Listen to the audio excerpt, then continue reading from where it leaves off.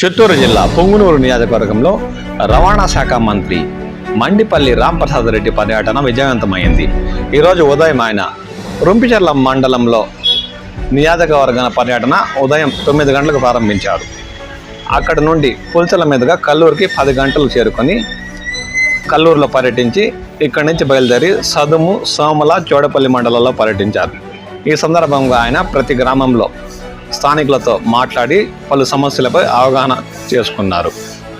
పొంగునూరు నియోజకవర్గంలో ఉన్న సమస్యల పరిష్కారానికి ప్రత్యేకంగా కృషి చేయనున్నట్టు ఆయన అన్నారు.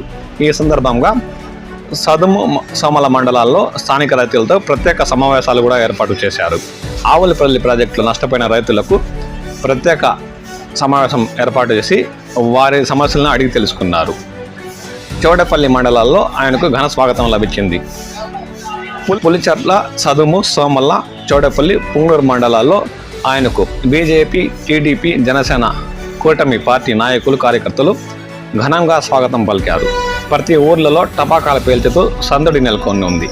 ఈ కార్యక్రమానికి పొంగునూరు నియోజకవర్గం టీడీపీ ఇన్ఛార్జ్ చెల్లా రామచంద్రారెడ్డి అధ్యక్షత వహించారు. ఈ కార్యక్రమంలో ఆ గ్రామాల్లోని టీడీపీ నాయకులు, కార్యకర్తలు ఉత్సాహంగా పాల్గొన్నారు.